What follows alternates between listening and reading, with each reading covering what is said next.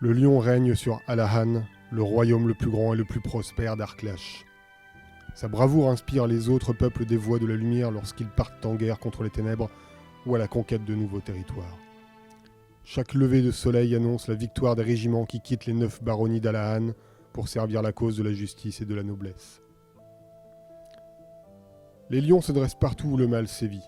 Ils portent la bannière de la lumière sur un continent en perdition et se battent sans relâche contre les ténèbres, car ils connaissent le prix de la corruption. Acheron, la 10e baronnie, a trahi la couronne et vendu son âme aux puissances obscures. Les preux d'Alahan ne connaîtront le répit que lorsqu'ils auront lavé cet abject affront fait à leur honneur. Les exploits et le courage de ces nobles combattants ont marqué l'histoire d'Arklash au fil des siècles. La charge de la cavalerie d'Alahan est désormais légendaire et les magiciens du lion brillent par leur puissance sans pareille. L'armée du lion est une armée de héros.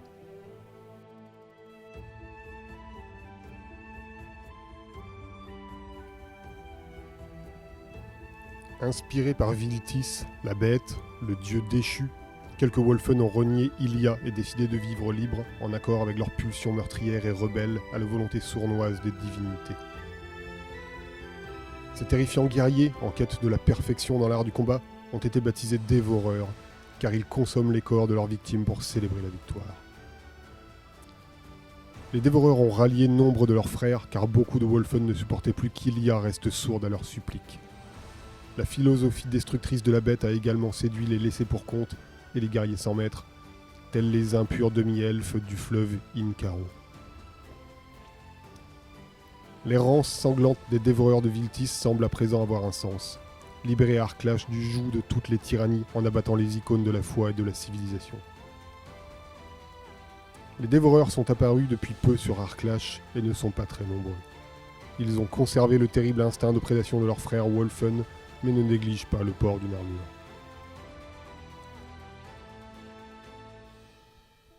Les Cessaires sont les héritiers du peuple de Kel, la première civilisation humaine ayant prospéré sur Arklash. Bien que divisés en d'innombrables tribus et souvent qualifiés de barbares, les Cessaires partagent un héritage culturel très riche où se mêlent l'histoire et le mythe. Ces nomades, attachés à leurs coutumes et épris de liberté, parcourent les plaines d'Avagdou en rendant hommage à Danu, la déesse de la terre. Chaque Cessaire est avant tout un farouche guerrier. Il lui faut non seulement chasser de dangereuses créatures pour assurer la survie du clan, mais également se battre contre les envahisseurs qui cherchent à s'approprier son gibier et ses terres. Mourir les armes à la main, au nom de la déesse et du clan, est un honneur. Chez les Cessaires, la guerre fait partie intégrante de la vie. Les Cessaires négligent le port d'une armure car ils ne craignent pas la mort. Ils se jettent dans la mêlée à corps perdu, laissant libre cours à leur furie guerrière et libèrent sur l'ennemi une avalanche de coups mortels.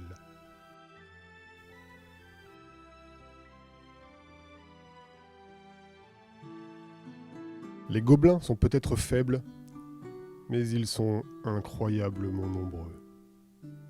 Ils sont désordonnés au-delà du possible, mais leur empire s'étend au nord d'Arklash depuis l'aube de la civilisation. Peuple capricieux, les gobelins font preuve d'une ruse étonnante lorsqu'il s'agit de vaincre leurs ennemis. Entre leurs mains, les instruments les plus anodins deviennent des armes mortelles et un simple parchemin peut faire d'incroyables ravages.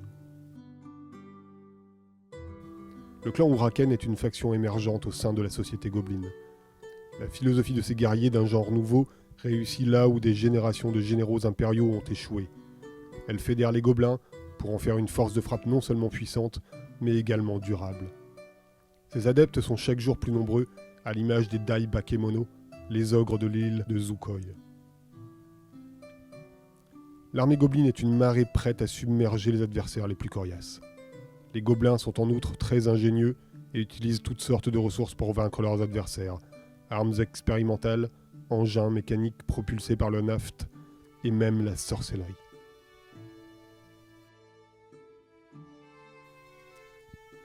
Pendant des siècles, les mystérieux elfes Sinwall ont vécu retirés du monde, au sommet des vertigineuses montagnes de la Nevers. Là, ils ont forgé une solide alliance avec les dragons et exploré la noésis, l'équilibre parfait du corps et de l'esprit. Au plus profond des ruines oubliées qui parsèment leur domaine, ils ont découvert des secrets qui ont bouleversé leur destinée. Parmi eux, les constructs, des automates conçus par une civilisation disparue. Un âge de ténèbres s'est abattu sur Arklash. Les Sinwall ont brisé leur serment de neutralité pour s'engager aux côtés de la lumière. Ils libèrent la puissance des dragons pour empêcher la destruction d'Arklash et préserver les formidables secrets qui dorment sous leur temple. Les elfes Sinwall donnent toujours une chance de se rendre à leur adversaire avant la bataille. Mais, une fois donné le signal de la charge, ils se montrent sans pitié. Leur style de combat allie vitesse et efficacité. Ils utilisent la force de leur esprit pour accroître leur capacité martiale et leurs armes sont issues d'une technologie oubliée. Au plus profond des gouffres existent des créatures possédées par la volonté démoniaque de Limsour, le despote du dieu Midnor. Rendues insensibles à la douleur, elles s'infiltrent dans les cités de la lumière pour s'emparer de leurs victimes. Ces dernières, traînées jusque dans les profondeurs de la terre, subissent 1000 tourments car leur douleur est la seule nourriture des démons écorcheurs. L'âge des ténèbres résonne comme un appel aux oreilles des possédés de Midnor. Le temps de la dissimulation est révolu. Ces démons se rassemblent autour des dominants, les plus puissants d'entre eux, et surgissent des gouffres pour conquérir Arklash. Tôt ou tard, Midnor lui-même reviendra parmi les siens pour se venger des dieux qui l'ont autrefois exilé. L'armée de Midnor est nombreuse, pittoresque et pleine de ressources. Ces guerriers disposent de nombreux pouvoirs spéciaux qui les rendent aptes à affronter les situations les plus extrêmes. Les possédés ne se contentent pas d'être maléfiques, ils ont plus d'un mauvais tour dans leur sac. Les orques ont été créés par les alchimistes de Dirs pour servir d'esclaves et de soldats. Il ne fallut que quelques années avant qu'ils retournent leur force herculéenne contre leur maître et brisent leurs chaînes dans une révolte sanglante. La fuite se mua bientôt en exode vers les canyons du Branokor, région aride hantée par les esprits chamaniques.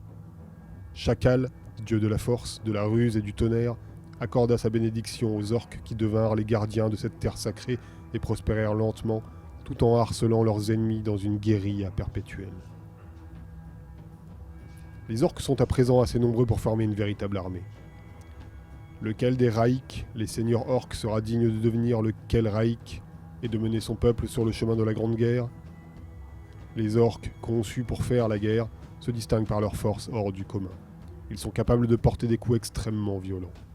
Ils bénéficient en outre des bienfaits des totems esprits, appelés par les mystérieux magiciens instinctifs.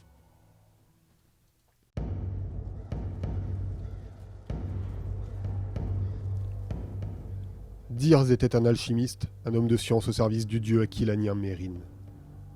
Désirant plus que tout plaire à l'unique, il voulut créer l'être parfait, mais sombra dans les ténèbres. Pour chasser pour hérésie, il se réfugia dans le désert du Siaralna avec ses partisans et disparut. Là, dans les dunes arides, il engendra à nouveau la vie et bâtit son empire destiné à régner sur un âge nouveau, l'âge alchimique de l'empire du Scorpion. L'âge alchimique est celui des ténèbres. Des armées de clones monstrueux franchissent les portes du désert et sèment la terreur partout sur Arklash. L'heure du triomphe d'une science obscure a sonné. L'armée alchimique est l'une des plus polyvalentes d'Arklash. Elle déploie des combattants de tous les types, du clone régulier au terrible d'Asiatis, en passant par les féroces tigres de Dirs. Ces guerriers bénéficient des effets du mutagène, une drogue de combat très performante qui améliore leur capacité au combat en les rendant plus rapides, plus forts, plus résistants, voire les trois à la fois.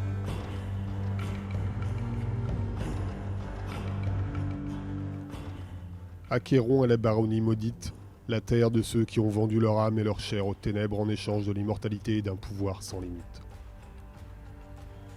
Les seigneurs décadents d'Acheron font appel aux maléfices de la nécromancie pour lever des armées de morts vivants. Rien n'est plus délicieux à leurs yeux que d'instiller une peur sans nom dans le cœur de leurs ennemis. Le règne des obscurs est sans partage. Les seigneurs liches réduisent les rois en esclavage, profanent les sanctuaires et pillent les secrets du passé pour accroître leur propre puissance. Les Achéroniens, assoiffés de domination et de pouvoir, sont les champions des ténèbres. Sitôt qu'ils auront écrasé les lions d'Alahan, leurs alliés de la lumière, ils se lanceront à la conquête des mondes au nom de leur empire d'éternité. Les légions d'Achéron sont des hordes de créatures d'outre-tombe. Aux côtés des squelettes, des zombies et des ghouls se dressent toutes sortes d'êtres jaillis des ténèbres. À leur tête, guerriers crânes, fidèles, diaboliques et nécromanciens sèment la terreur parmi les vivants.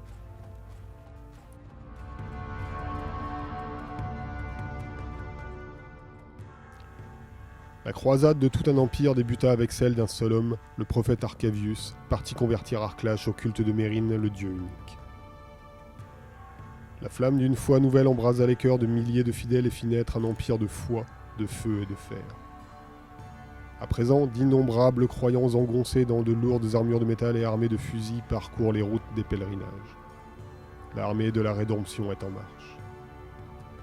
Alors que les ténèbres menacent Arclash, les Griffons mettent leurs armées disciplinées et leurs canons d'acier au service de la lumière. L'armée impériale, l'Inquisition et le Temple unissent leurs efforts pour écraser les hérétiques et dresser les bûchers du châtiment. Les zélés serviteurs de Mérine sont sévères mais justes. Les guerriers fanatiques du Griffon répondent parfaitement aux ordres et font de leur armée une machine de guerre où chaque rouage est un instrument mortel. Outre sa discipline de fer, l'armée du Griffon possède le secret de la poudre à canon. Pistolets, fusils, pièges explosifs et canons abondent dans leurs rangs.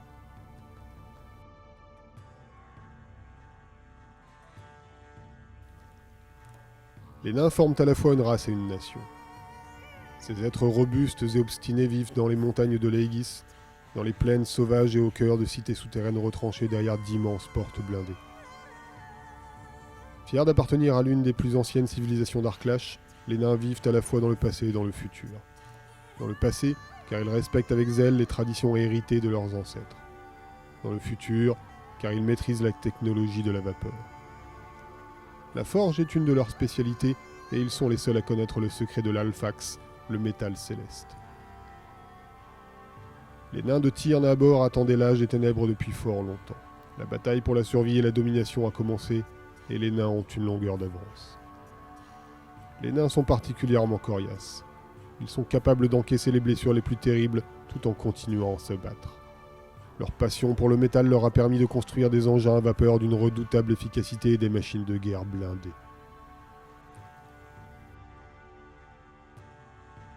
Une sinistre menace gronde au fond de Caer Maed, les sinistres bois noirs appartenant aux Keltois du clan des Drunes. Ces barbares aux coutumes inhumaines, longtemps reclus dans les ténèbres de macabres nécropoles, se rassemblent et poussent leurs raids meurtriers de plus en plus loin dans les terres éclairées par le jour. Ils cherchent Cernunnos, le roi cornu qui fut jadis chassé du trône de Kel et dont la prophétie de la gnose annonce le retour au cours d'un âge de flammes et de massacres. Les drunes sont accompagnés dans leur quête sanguinaire par les forts morts, des créatures démoniaques qui leur inspirent des actes d'une intolérable cruauté. Aux ténèbres rouges s'éveille la haine. Il faut être fort et sans pitié pour survivre chez les drunes. Il n'est donc pas étonnant de retrouver ces traits de caractère chez leurs macabres guerriers. Ces derniers connaissent de nombreuses manières de donner la mort qui, combinées les unes aux autres, font de l'armée drune l'une des plus redoutables qui soit. Peu d'armées associent de manière si étroite la brutalité et la ruse. Enfants de la déesse lune Ilia et du plus puissant de tous les loups, les Wolfen incarnent l'implacable férocité de la nature. Ces prédateurs vivent en meute errante ou dédiés à la protection des sanctuaires de leur peuple. Leur culture violente et primitive est régie par la loi du plus fort et la sélection naturelle, telle que l'a toujours voulu leur déesse glaciale. Ilia, en effet, a fait don à ses enfants d'un terrible instinct de prédation qui ne peut être apaisé que dans la fureur des combats. Le règne des Wolfen sur toutes les espèces animales est pourtant en péril. Leurs proies, armées de fusils, d'armes tranchantes et d'armures épaisses, se retournent contre eux. Plus grave encore, certains Wolfen se laissent submerger par la rage d'Ilia et se perdent dans une frénésie sans fin. L'heure de la dernière bataille a sonné et seuls les plus forts survivront. Affronter une meute Wolfen est un péril auquel peu de guerriers peuvent se préparer. Les enfants d'Ilia sont peu nombreux mais incroyablement puissants. Ces prédateurs sauvages courent à la vitesse du vent et fauchent leurs adversaires avec une rare férocité.